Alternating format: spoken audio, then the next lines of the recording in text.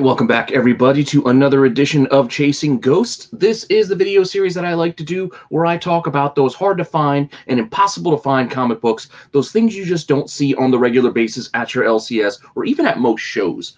This is just tough stuff. While you may be able to find a copy or two online, it's just stuff you're just not running across on your everyday, day-to-day, and stuff you just might not be, really looking for because you might even be aware some of these books even exist. That being said, hopefully you're enjoying the content that I'm providing here. So please like, subscribe, hit the alert button so you don't miss anything, and make sure you take part in my 800 subscriber giveaway. Announcements on the main page on my YouTube to find out how you can enter. Put your name in. It's very easy, very easy to get in on the giveaway. So just get your name thrown into the hat because you never know. You could win some really cool books. And you don't have to do anything. I'll pay for shipping. I'll take care of everything. You just got to follow the instructions on that main page and get yourself entered. So just hang on for a second, and I'll be right back with the books we have to talk about this week.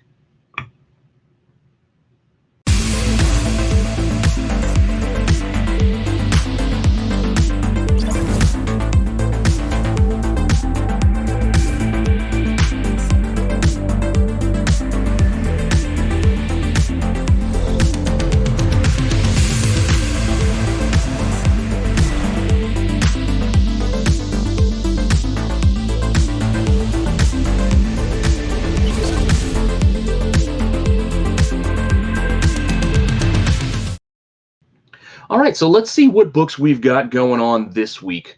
Now, for our first entry, we're going to be looking at a viewer suggestion a couple of weeks back. Aaron Frias, I don't know if I'm saying your name properly. Apologies, I'm not the best with pronouncing names, but he made a suggestion a couple of weeks back again for Sailor Moon. So, yeah, so I figured, why not? Sailor Moon. I don't know a lot about Sailor Moon, but let's talk about Sailor Moon. And no, not this mixed comics or whatever edition that you might be thinking about. Now, this is a convention exclusive from 1998 that we're going to be talking about. This pretty cool looking pink cover. It's got the foil logo, definitely a striking image and something that just kind of pops out at you when you see it, but it's something you don't see all that often. So this was a San Diego Comic-Con exclusive back in, I think, 1998 from what I could gather. And I have no idea how many copies are out there. No solid print run numbers that I could gather on this book. But if you look over in the census, there's not a lot. Only 23 total in that census, and only one 9.8. 8 9.6s and a few others here and there, all the way down to there's a 6.0 that somebody got graded. So there's definitely not a lot of copies in that census for this book. I mean, 23. That's really not a lot considering 1998 was a long time ago now. But if we look at this book, when I grabbed these graphic images for what was available, this was from a couple of days ago. So this stuff's already outdated. That $10,000 book that I really caught my eye when I looked at it, that one's gone. I looked it up today and I don't see it anywhere. So they must have just taken it down knowing that was kind of a crazy ask. I mean, yes, this book is hard to find, but $10,000 is way out there, in my opinion. That being said, you can see there was a couple other auctions that were ending relatively soon. One was already up to $370 and one was up to about $300. But if you look at the sale prices on this, you can see that this one can actually go in a number of different ways, that where it can go anywhere from $599 all the way down to just like $150. So prices can vary on this thing. So keep an eye out for it. You may be able to get yourself a deal if you're looking for a good Sailor Moon book. But definitely a cool cover and interesting concept and interesting topic. Like I said, I don't know a lot about Sailor Moon, but Aaron suggested it, so I figured, hey, why not? Let's take a look at it. But as if you read the comment that I shared at the beginning, you would have saw he talked about more than one book. We also have this variant for number 11, which is kind of a mirror image, where it has the foil in the pink, in invert reverse, basically. Pretty cool. So this mirror image version of it was not another San Diego. I think this was like a Tokyo Pop convention exclusive, so God knows how limited this thing was. You just don't see it all that often, and yeah, print run number on this, 1999, also no clue. But like I said, I got to imagine it's probably less than the pink number one. Number one is a is #1, so you're going to get a lot more printings for a first issue as they're trying to promote and sell this series. But a year later, or near a year later, at issue 11, definitely not going to have that same sort of gusto unless this is a super popular property, which I can't really say that Sailor Moon was. I know it had its little niche back in the day, but that being said, we look at this in 1999. Yeah, this Club Tokyo Pop Comic Con exclusive, there's only 4 in the census. Yeah, 4. And the highest graded one is a 9.4. You look at that foil. Foil, I guess, isn't, doesn't hold as well as like the foil editions you might have got at New York and San Diego recently from DC. Like the material back then just was very fragile. So gotta imagine 9.8 would probably be near impossible at this point. If one hasn't been found yet, chances of finding one at this point are probably slim to none. And like I said, this one is tougher to find than that pink version. There are none listed for sale right now that I could find.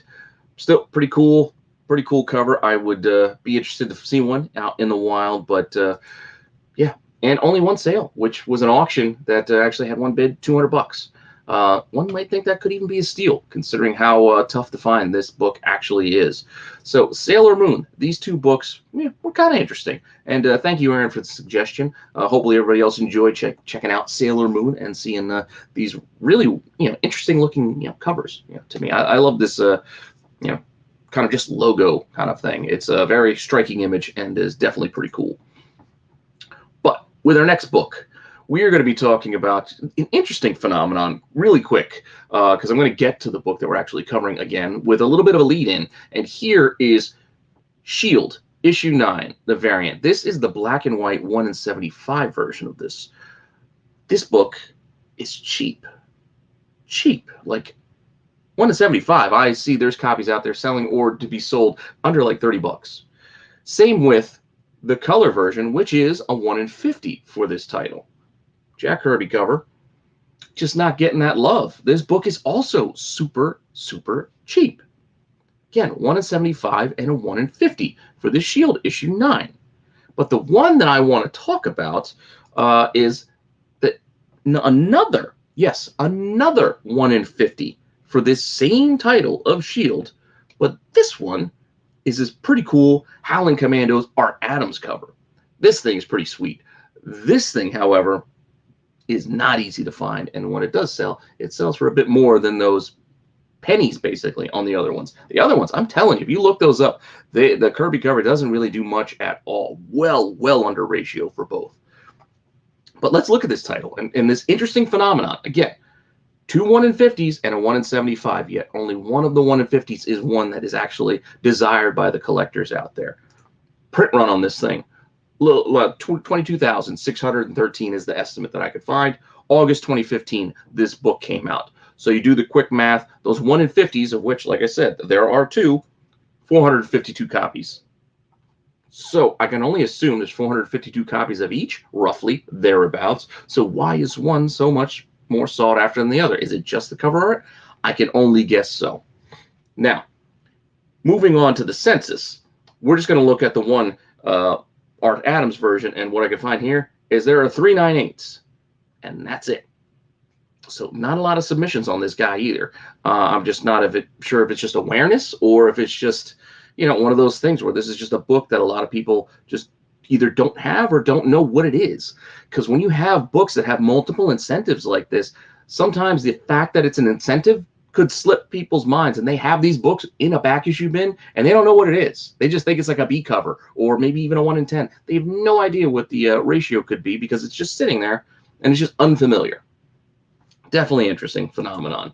None listed for sale for this thing, so can't suggest a copy for you to go check out. But the ones that did sell, like I said, I found a couple, and yeah, $200 up to about $400 over the last month or so.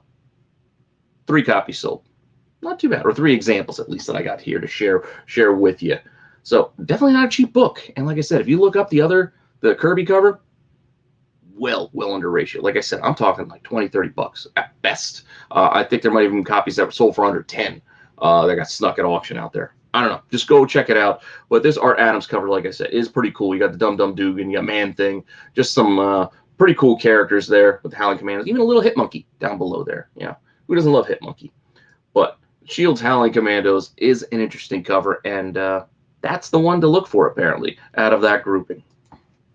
Now, our next book is one that I actually have sitting next to me, is a favorite of mine because it is an Adam Hughes, and I'm sure by now you're all aware that I'm a big fan of Adam Hughes. And this was an early Adam Hughes variant that I scooped up out of a box for very, very cheap and was pretty stoked about it. This is the RRP edition for issue 8, red cover, stark red, everything's just perfectly red. I had a nicer copy than this one that I actually submitted, but I sold it somewhere along the way, apparently. So I got this. I submitted, got a 9.4. Happy with this. This is my copy. It's not going anywhere. But that being said, this book had this cover, I think, a couple of times. I think there was the regular color version. I'm not sure if there was a photo negative version, but Dynamite usually had a lot of variants. I mean, apart from having multiple art for covers, they also had multiple versions of each art for their covers. So a lot of covers for Dynamite books, especially Red Sonja, which can be frustrating. I'll admit it, definitely can be frustrating. But this one in particular is not that easy to find. Despite a print run of close to 35,000, this came out in March of 2006. This is, I believe, technically a 1 in 100. So they had to order 100 copies to get one of these bad boys. So that's going to put you at about maybe 347 copies, if we're doing our math properly. And if everything holds true to what the ratio was supposed to be, 1 in 100. So 347 copies is not a lot. And I have found a couple of these over the years. I'd say at least 3 or 4. And this is the only one I got left. But let's take a look in the census. Let's see what the census has for us. And the census has 52 copies in the census. Well, ain't too bad. For 347, 52 already in the census. And despite my little 9.4 here, there are 3 9.9s. 3 9.9s. That's kind of crazy to me. And then when you move down the list, most of them, the bulk of them, there's 39 9.8s and then 8 9.6s. And then I don't know if this is my 9.4 or my 9.4 is not counted yet, but there we are. 52 copies in total for this book. And if we look out there, what's available right now, you can see that there are a couple copies. Not too bad. I mean, there's a 9.6 that's at auction that was up for about $177, and then I buy it now $225 for looks like a 9.8. Definitely not too bad for a 1 in 100 book that only had 350 copies thereabouts. So yeah, just something to keep in mind if you're interested in such a thing. And even sale prices aren't too bad these days. This used to be much more expensive, so prices are very soft right now. Here, this is $150 for what looks like a 9.8 SS signed by Hughes. I know Hughes is not the toughest signature to get, but still, $150. That's a bargain if you ask me. But that being said, still not an easy book to find, despite these lower than normal prices. It's just, I guess, people aren't looking for the book. And that's kind of how you get into a position like this, where there's not a lot of copies, but if there's not a lot of people aware or even looking for that book, if you are a seller, you could be in a tough spot, because then you have no market to basically put your book up against. It's just, you're just out there all on an island, hoping somebody's going to be looking for that book and showing you some love with the dollars. But hey, who knows? That also makes it a nice buying opportunity for people who like to buy things on the cheap, like me. Now, our final book is another interesting little nugget, footnote in history, I guess. A book that I've been on the lookout for in dollar bins forever. My buddy Mike Borello was looking for one for quite a while as well. And this is Sandman 75, the second print. Yes, second print for the final issue of the Sandman series. Print run on this thing, March 1996, no idea. No idea how many copies there are, but I haven't found one yet. Just throwing that out there. I have not found that one yet. Only 42 in the census, not a lot. We're looking at 3 9.8s, 13 9.6s, and then a few others scattered thereabouts the rest of the way. So only 42 in the census for this second print of the final issue of the Neil Gaiman Sandman series. Definitely not a lot. But that being said, there are copies to be had if you are in the market looking for one. Now, 9.4, $800, 9.4, $700, some raws, 400, 350. Pretty steep for this book. But keep looking, keep searching. 310, 280, 180, and 8.5 and 150. there are multiple copies out there right now and multiple price points. So you don't have to spend 400. You can get an 8.5 for 150 if you were so inclined. Granted, that 180 raw is also listed only as a fine plus. So getting one of these in high condition or high grade is probably pretty tough, which is why those prices are pretty high considering the number of copies that are available. And let's take a look at what actually sold. Now, that's what's available that I found right now, or a sampling of what's available right now. And here's a sampling of what sold. You can see some best offers on 300 bucks, best offer on 160 thereabouts, $100 buy it now for a very fine minus, $75 auction win for another fine copy. Again, not high grade copies, but copies that can be had for a price that ain't terrible, I would say. $75 is a lot for a comic book, but in comparison to some of the other ones, it's not the worst thing. Just throwing that out there. If this was a book that you were in the market for, there are copies you could, you could potentially obtain. It's not an impossible task, is all I'm saying. Now, that being said, looking at the sheer number of copies out there and sold right now, it's kind of tough to keep this one in that ghost category, but I still wanted to talk about it, and it's still not the easiest book to find. As I said, I've not found one myself, but I'm still going to have to qualify this one as hard to find just because of the number of copies that are available right now and what's sold. So if you're in the market, they're out there. They're definitely out there. Maybe not as easy to find in your LCS, but plenty online for you to scoop up if you so desire. Now, for the rest, I guess I'm going to have to go with the ghost category. I hemmed and hawed a little bit about San Diego, the pink cover, because there were quite a few copies available and quite a few copies sold. I think like half a dozen sold over the last couple of months, while the number 11 silver was much, much tougher.